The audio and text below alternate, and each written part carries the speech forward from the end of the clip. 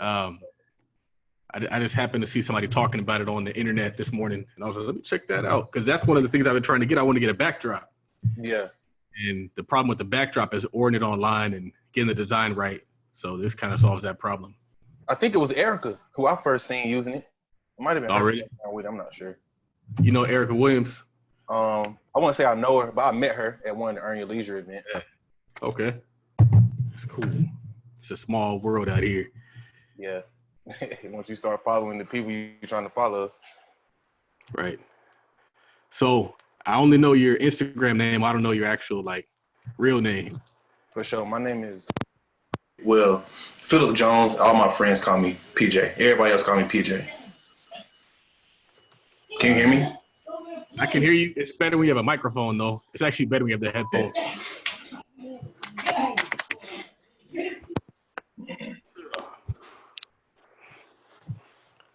Hello?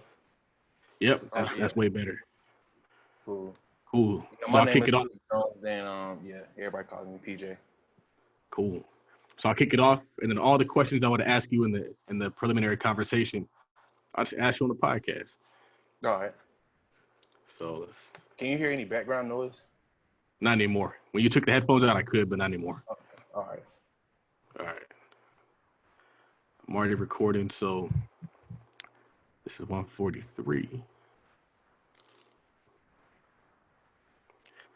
This is the Tide Capital Millionaire Podcast, episode 143. My name is Charles Oglesby, also known as Tide Millionaire, but now Twitter, it's Tide Billion. It could have been Tide Billionaire, but they wouldn't allow it because it was too long. And I think somebody already has it, but the original name was Tide Millionaire, getting close. Anyway, thank you all for tuning in. The purpose of this podcast is to share the stories of successful African-American business owners and investors so that people can hear the stories of successful examples. They exist, and what's dope is the theme of this show parallels with the business that this guest is building. And so I actually saw him, and I didn't realize that he just kind of started growing his business. A lot of his productions is high quality stuff, and he's doing some really cool things. And so I wanted to get him on the show. His name is Phil Jones. His Instagram is WOM Reviews. He does a lot of reviews of African-American owned businesses. And so I kind of wanted to talk to him about what inspired him to create that company and just his overall goals for the company. So welcome to the show, man. Hey, for sure. I appreciate you. Thank you for reaching out. So the first question is, who are you and where are you from? Yeah, so my name is Philip Jones. Everybody knows me in real life as PJ.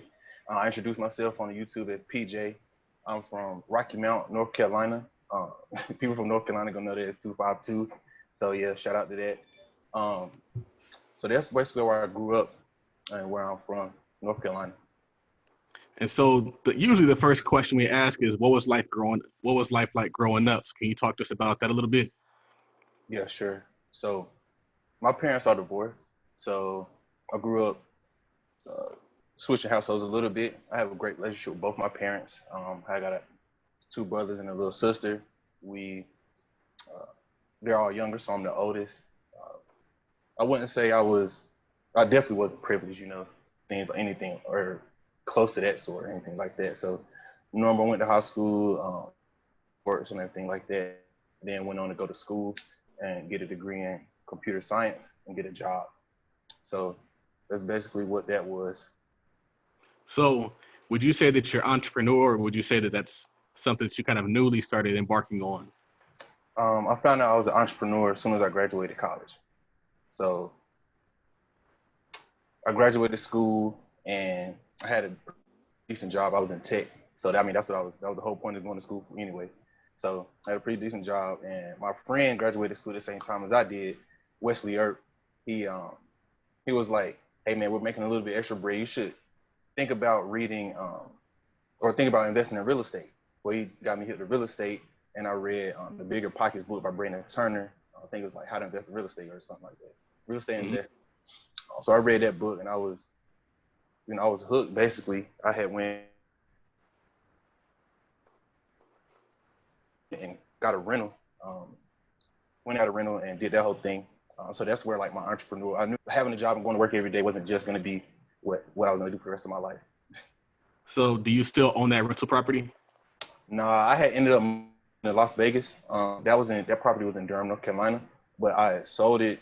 Um, I was just in a I wouldn't say it was a bad situation. It was definitely a good learning experience. I had to just go through and things like that. So it was pretty cool. And I had a new opportunity in Las Vegas. So I just sold it, profited a little bit, and going on to the next one. So have you bought any property since then?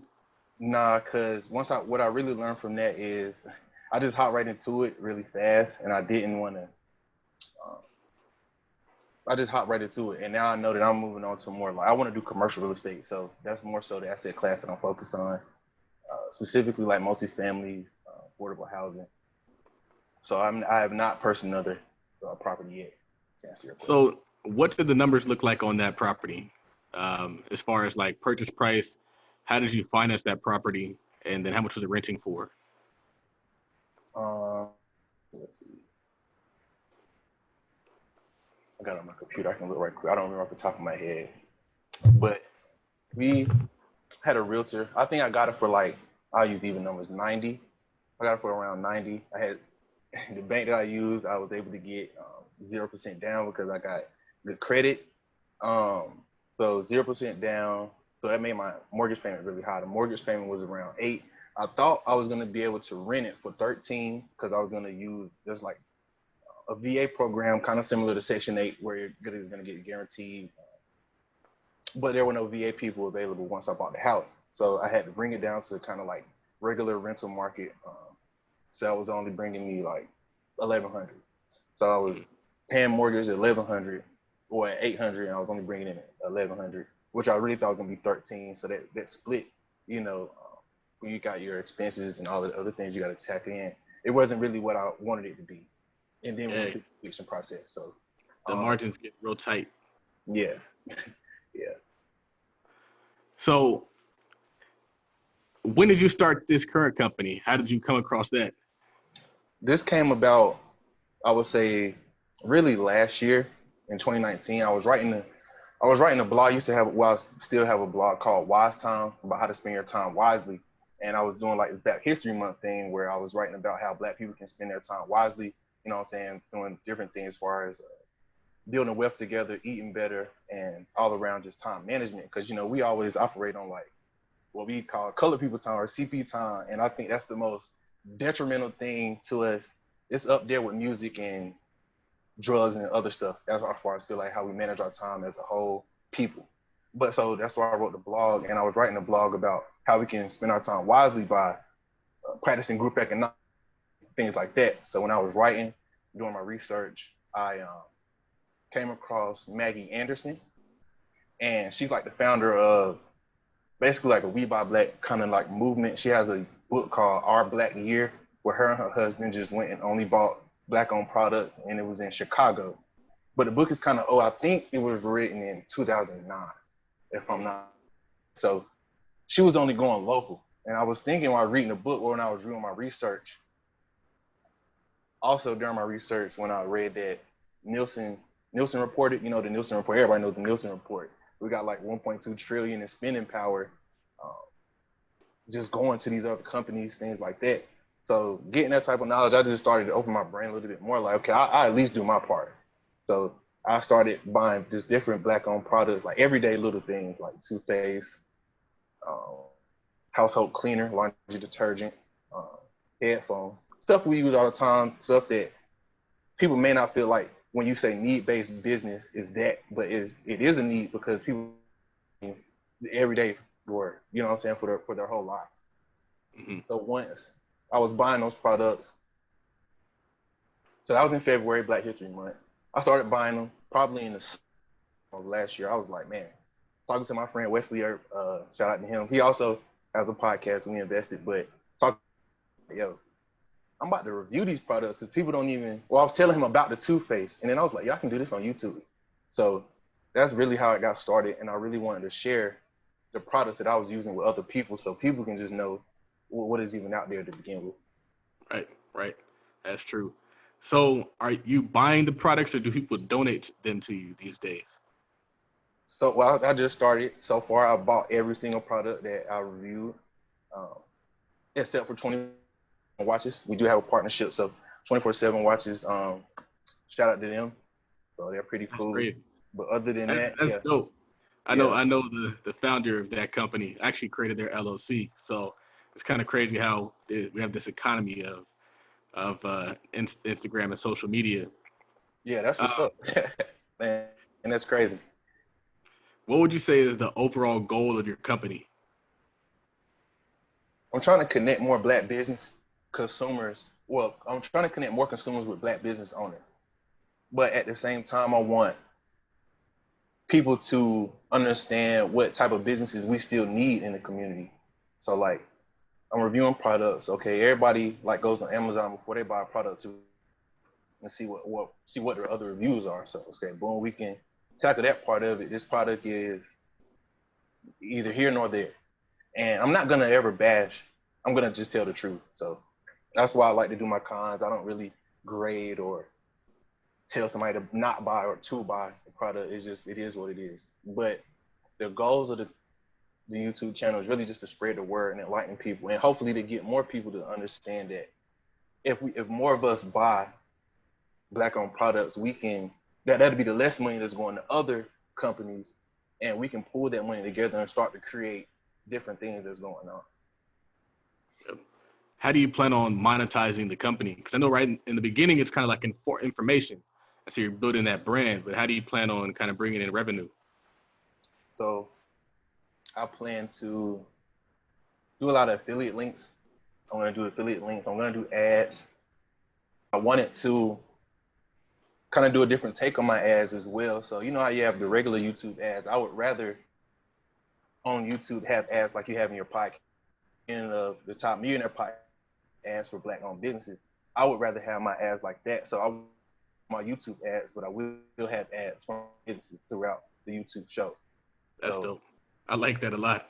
yeah, one of the things I appreciate it. It's definitely one of the ways that I want to plan on monetizing in through merch, um, uh, events. I will have working events.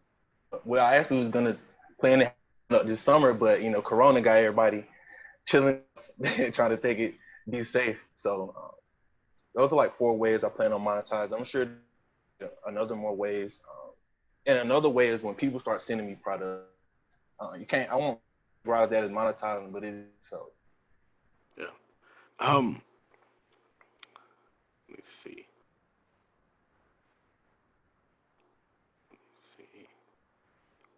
What's been the most impactful thing that you've experienced since you started the business?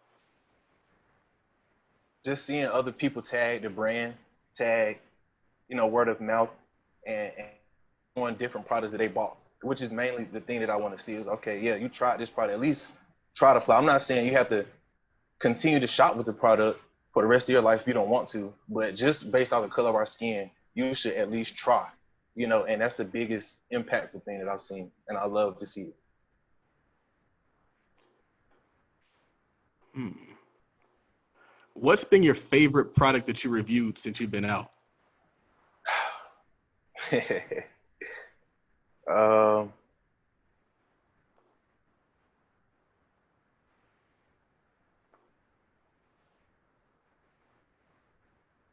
I can't. Oh, Gold Water. Gold Water is probably the most interesting thing that I've reviewed so far. I didn't know what it was at the beginning. Gold Water by 19. I didn't even know that we were born with gold in our bodies. It was a lot of learning. It was a huge learning experience for me. So that was cool. That was the most coolest one yet. But there are some that I have reviewed that are not out yet. That's a little bit cooler that I rock with. So I didn't know you could do that. I thought it was all like people who had their company out there and they were just promoting it and then you just kind of reached out to them. But there's people who are still in like the testing phase and you're still getting access to their product. oh no, it's like I recorded a lot of my videos here. So these are products that I bought. I didn't plan on dropping it until this February. So that's when it officially went on. But I had like a few reviews already done by then. So right now we're in limbo. Do you have any partners or is it just you right now? Right now it's just me. Okay. Man, so I think that the idea that you have is really smart. I think that using social media to do it, using YouTube to do it, and I think that like the bringing in that affiliate side is dope because then you can effectively just kind of create a whole store. So then you just become a black-owned business store, and Yeah, every product that they every product that they buy comes through you. It's a really smart idea, and there's people out there that are doing it successfully. And I think that you put a spin on it because now it's not just like, hey, this is so great. It's also like, hey, this is information. It's free yeah, and it's unbiased. So I think yeah, that's really cool. exactly. Yeah, I appreciate. That's exactly what I was going for because I was saying, how can I be different? How can I be different from everybody else, or how can I not bite anybody else? Which is the main thing, And I had to. I knew that I didn't really see anybody on YouTube doing this, so I was like, yeah, this would be my avenue. This is how I can feed the people. I think that's very important. A lot of people, they see somebody doing something successfully, and so then they say, "Oh, let me go do that," and I feel like that is misguiding. I think it's the easy thing to do, and I think that's why so many people do it. But I would encourage you to take that approach of being the different person, being creative, being unique, because that's what's going to allow you to stand out. And you don't have to go out there and create something out of left field. You can take their idea and tweak it. But typically, what happens when you get a lot of people in the same space, especially a space that's kind of like our space, is then both businesses kind of struggle. And so the consumer wins, but the business owners die. And so I feel like as a business owner going into business, if you don't want to struggle and wonder why you're not winning, don't copy somebody else's idea. Yeah, Otherwise, especially if you're late to the party, because then they're going to beat you with experience. They're already ahead of you. So I think that it's dope that I hear you say that. What are some tips that you would give to a black business owner that's looking to start a business? I would tell them to find a mentor. I would tell them to find a mentor, and if they cannot afford or find a mentor, I would definitely tell them to do as much research about your business and marketing as you can. Marketing is one of the most important things, depending on it doesn't matter what business you own. So if you're going to start a business, you need to research marketing. You know, Marketing is key, man. yeah, because nobody will know about your business if you don't know how to market, and if you don't have the right tool set in place to keep people coming. People only buy what you promote. So if you don't promote anything, they won't buy anything. That's one thing I found a long time ago when I was just strictly doing LLCs. I would promote LLCs, and whenever I promoted LLCs, I'd get LLC clients. If I didn't promote LLCs, I'd get no clients. Yeah, And so now I work in a personal injury law firm, and we do a lot of advertising. But this guy is everywhere: billboards, commercials, mail ya. And I realized like there's a reason why he's rich, and it's not because he's the best lawyer. It's because he's the best business person. He's the best advertiser. He's the best marketer. So people are going to come to you just because they saw you before they saw somebody else, and you don't have to. And so I think that's important. It's like the goal, in my opinion, isn't always to be the best because being the best is hard. yeah, Like if you're trying to be the best, you're going to be competing against a lot of people who can do this in their sleep. I'd rather just be the most active, be the most engaged, be the most out there continuously promoting myself, knowing that I might not still be as successful as the best person, but I'm going to be a lot more successful than that really good person who's just sitting there waiting for opportunities to fall in their lap, because that's just not how life works. yeah, What do exactly. you what do you think makes a good product?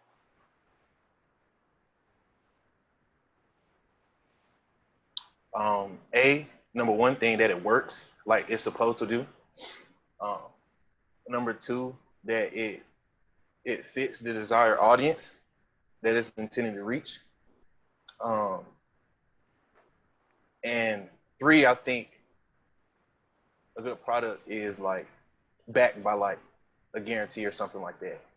So Mm-hmm. like a lot of these companies will have like 30-day money back guarantee or something like that. I think that's a good thing to have creating a product. Yeah. So those So things. a lot of times we get a lot of stigma when it comes to African American business, the whole concept that the white man's ice is colder. And you've tested a lot of products. So do you think that that is true, or do you think that's just like what people kind of perpetuate? Of course, it's not true, and even if it's gonna be a little wild, but even if the white man's ice was colder, black men made the ice anyway. So it doesn't matter. Like either way, it's coming from us. So you should just go to us regardless, because I like to say that people always want to say, "Oh, I've gotten bad customer service from XYZ business," and it's like I know has messed up your burger more than one time in life. I've known that you received bad service at IHOP more than one time. I'm saying any other owned business or at the Chinese spot, or it's like, so don't, that cannot be your excuse. I think that all of our products are much better because, for one, African Americans, we tend to be more thoughtful and more skillful, as opposed to just trying to make money. Is what I think the biggest difference is. Our people aren't just money hungry, conniving, when they're trying to create stuff for the market. We actually care and put thought into it. Yeah. So yeah, I think our I feel like even if their ice is colder, you still gotta buy your own ice just because that ice isn't just the ice, man. I was watching, I think, Minister Farrakhan, and he was talking with Dr. Boyce Watkins, and he was talking about how there's this thing where you have to kind of like, you shouldn't have to, but if you do have to, you have to pay a little bit more for that black product. And so let's say you can buy a white product for $1 and a black product for $1.10. Now you have to realize that typically that black business has black employees, it has black managers, it has people who have black families, it has people who are probably going to treat you with a lot more respect. They're not going to follow you around the store. People who are invested in your community, and so the dollar isn't just a dollar. It's like a dollar is power in a lot of ways. And so it's like I always tell people, like, money isn't just the purpose of buying things, it's to have power and control. Money is power in and of itself. And so I think that, like, we have to realize that it shouldn't be like, until we get to that point, and I don't even know if we ever should get to that point, it shouldn't be about what's better and what's worse. It's about what serves your community. Because when they're looking at you on the application and they're looking at that person on the application, there's a reason why an educated African American male makes less than an uneducated and sometimes even an ex-con Caucasian, because they have a vested interest in their community. It's not because you're better. If that was the case, we'd be doing a lot more shit. But we don't, because they don't care if you're better. Other communities don't care if you're better. They care about their community, and we got to put community first. And so I think that that's important. I wanted to talk to you about, because I'm not sure if you really expanded on this, but the idea you said that we made it anyway. Can you kind of expand on that idea? well, of course, not ICE itself. Shout out to God. But as far as we make a lot of stuff was created by us in the first place. You know what I'm saying? Or a lot of these ideas were ours in the first place. Is what I was getting at with Okay. it made it anyway. So it's like, even if they made it and it's cheaper, or even if they make it and it's a little bit different, it came from us regardless. Whether it's literal idea or if it's the literal material that the project is made out of, or the thing itself, because it's been physical inventions that have been stolen. Black people, patents, trademarks, all of that stuff has been stolen from black people. So we're having to come back. We made everything as slaves. They took it, and now we have to remake everything again for our own selves, which is basically which is what I was getting at. We make the icing. So I thought where you're going to go with that is the explanation of your logo. So can you talk to us about the logo and what that means and what it represents? Oh yeah, facts. Well, that would tie in. So yeah, so the logo is it's a globe. We have the globe up there, and then we have African American hands holding the globe. Just symbolizes that we've been holding the world in our hands, basically holding the world together for the existence of man from the material that I've researched. I have Africa in the middle of the globe, and it's gold because everything that I know of came from Africa. People came from Africa. The animals, most of the animals, when America was Pangea, everything just migrated from Africa originally, from the things that I've looked up. But that's why I have Africa as gold. And as of right now, Africa is gold. And a lot of the major investors, the higher up investors, like Bill Gates and other people, in that category. So they know that Africa is gold right now, and that's where most of them are parking their money. And Chinese people is too. China has been heavily involved in Africa right now. So I need people to understand that Africa is a gold mine. Yeah. I feel like a lot of it is just like you have to kind of like shape people's minds. And I think that's why this content is so powerful. YouTube is so powerful. Like we have the ability to go directly to people as opposed to hoping that somebody's going to put us on their platform so we could talk about what we want to talk about. I remember back in the day, you used to have to you would have to like hope that a specific TV show was going to show something that was like helpful to you. So if it was like a talk show, like maybe they'd have Robert Kiyosaki on that talk show. Now you will listen to Robert Kiyosaki, you type in YouTube, you get Robert Kiyosaki. And so I think that that's kind of dope where we are. And then, I mean, as it pertains to us, it's like there's so much powerful content out there. It's like I have 143 episodes. On Your Leisure has like 50, 60 episodes. Yeah. Millionaire Mindsets has a bunch of episodes. And you have YouTube channels. You have people out there with YouTube channels. And so I say all that to say that we do have to use our media to shape the minds of our people, because if they hear that they're great over and over and over again, they're going to start believing that they're great. If they hear that they're B's and H's and all they can do is like do lean and stuff, there's a reason why that perpetuates in the community. Is because that's what you listen to on full blast and dance. So just want to make that point. So it's funny you brought that up. You're talking about like going to Black businesses, even if the customer service is bad, because you're going to go somewhere else and get bad customer service. What are some other reasons why people don't frequent African-American businesses, and how can we kind of destroy those myths? Well, the reasons are mainly the lack of customer service, and the same reason is just the price. The price thing. And like I say in some of my videos when I'm reviewing a product, I always make sure to bring up like, this price might be a little bit high right now, but if more people buy the product, then the owner I'm sure will have no problem lowering the price, because you have to understand business is business regardless. So they're going to have to buy that product. They're going to buy the ingredients and stuff like that. And maybe when they start getting more in, they can get a cheaper price from the original manufacturer anyway. You know what I'm saying? And then what if that person was Black also? So that's an effect. But those are the main two reasons that I get. The third reason would just be like, some people would just have heard growing up. They haven't even ever tried to shop with a Black-owned business. They just heard, and it's like, as soon as you say Black-owned, they're like, oh, nah, I ain't, not for me. So that would be like the third reason, just people not knowing who they are. Yeah. You bring up a good point, and I used to talk about that, because people would always say like, oh, well, the product, it's not as good as it should be, kind of like when LeVar Ball created his sneakers. And I was telling people, it's like, well, like the more that we frequent their business, now they have more capital to reinvest in making that product better. And I feel like sometimes we just don't know business, because if we knew business, we would know that the original Facebook isn't the Facebook of today. So therefore, when somebody launches a product and it doesn't look like what Facebook looks like now, we just got to understand that that's where they're at in their process. Yeah. And so if we continue to support them as they grow it, pretty soon they'll be on Facebook. But if we continue to dismiss it, it's like if a kid was 1 year old and we're like, you can't talk. You ain't never going to talk.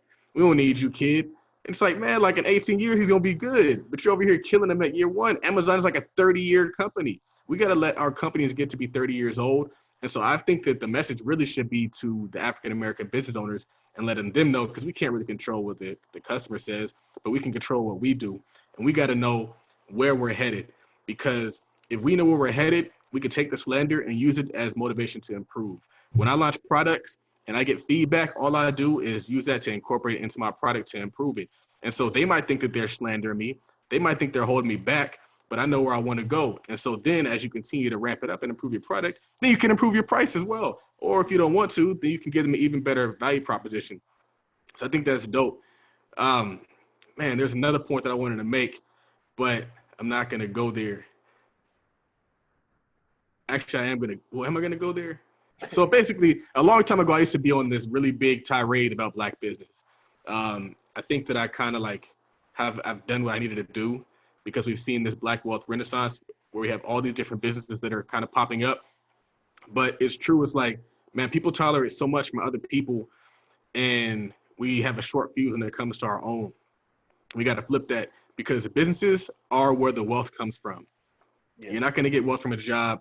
You're not going to get wealth from a handout. You're not going to get wealth from all these anything that's not a business, basically. Like business is everything. I think business is even better than real estate. And I think that you kind of feel the same now that you're kind of pivoting more towards to building your own business. And I've experienced it. I was thinking about today. I was like, man, like before my business, basically, I got a lot of stuff going right now. And so I have one platform and I'm able to, without any debt, without having to go get a loan from somebody, without having to without having to get approval, I was able to create an asset that generates more than my working income.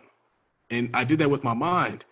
And so then the same thing is true. I woke up this morning and the business had enough sales. I was like, bro, like I could have cash flowed the whole rental portfolio for the whole year and not made as much money as I made in one day. And so like I think that a lot of people don't realize like real estate is where you go after you make your money. You got to start a business, and businesses is what happens when you solve problems. So if we solve problems, we help people, we get the money, then maybe you park it in real estate and you get some cash flow, but don't skip steps. Help some people. Yeah, for sure. Well, I will have to backtrack that one a little bit just because when I got bit by the real estate bug, I got bit. So like I would put real estate over business just in my category, but I would say a business in real estate. So whether you're gonna start a construction company, property management company, one of the trades, subcontracting companies, where you're gonna be an appraiser, all of those type of businesses, um, Mhm. I rock with. So I mean, yeah, I guess, but yeah, the real So estate. If you're gonna just use real estate for cash flow, then yeah, I agree. But if you're gonna really be in real estate, then you know what I'm saying. That's one thing I will say is that real estate does allow you to go into business. So if you can acquire enough rentals to cash flow and attain that financial freedom, and you have a base of consistent income coming in, then you can create a business on top of that. So I agree. But if I had to take a hard stance, because it's kind of like with trading options, like people can start trading options with $100, $200, but you can't necessarily. I mean, you can, but if you're going the traditional way to get into real estate, it's kind of tough to get in there no money. yeah. But you can start a business with no money. And I think we should talk about that because a lot of people think they have to have this huge budget, invest a whole bunch of money to go into business. What do you think about that? Do you think it's possible to kind of do something with a more lean model, or do you think they need to go and raise capital and then complain about people not giving them capital and all those different things they put in front of themselves? I think it depends on what type of business you're gonna start. Whether the capital part needs to be done. If you're trying to start a major business, you can't raise. Then yeah, that's because they say that like black women don't get the least capital raised or something like that. Mm-hmm. So yeah, I definitely think that's a real issue. But as far as if you can start, of course, just use your job if you have a job. Just go ahead and use your job. Save, invest in your business. So like if you have your paycheck split out for your different bills, go ahead and put 5% aside to pay your business and go ahead and give yourself some working capital. Standpoint would Yeah. be what I would suggest. I feel like I want to encourage people to get started in a lean way. Um, One of the things that I did when I first started one of my companies at a necktie company, and what I would do is I would do sale on demand.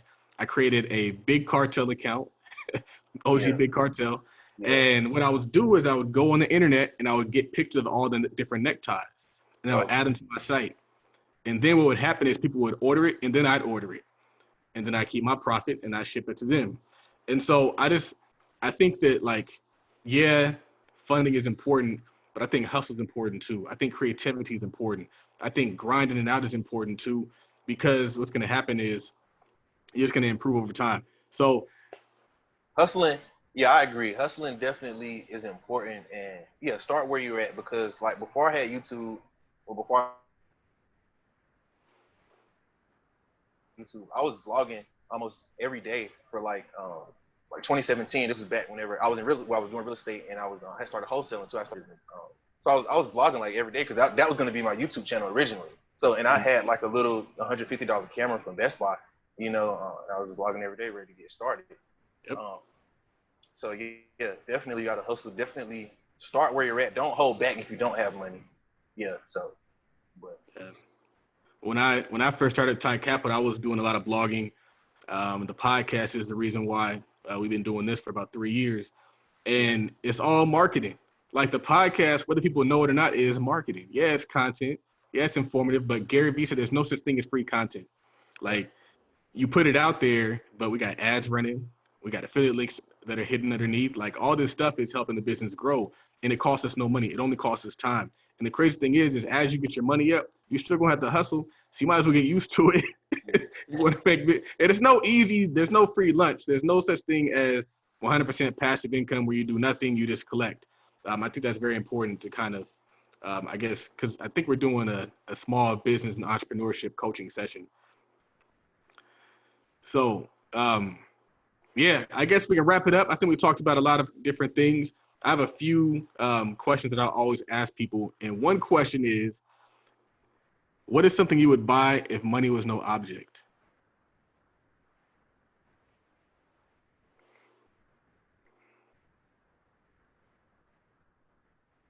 Um, the airplane. That's a good answer. Who is Yeah, somebody that you look up to and why?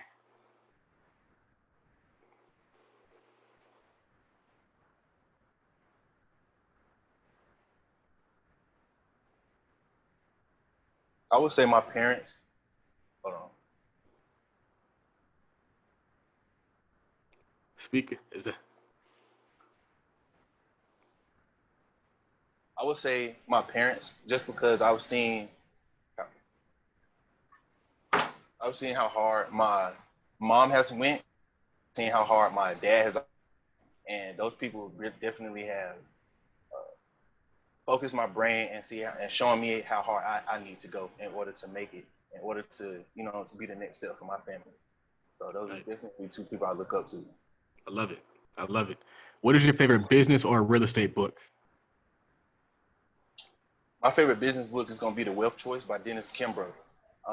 It highlights the success of a lot of black millionaires, and it just shows the different stories and how different people hustle to just get it out of the mud wherever they got it from.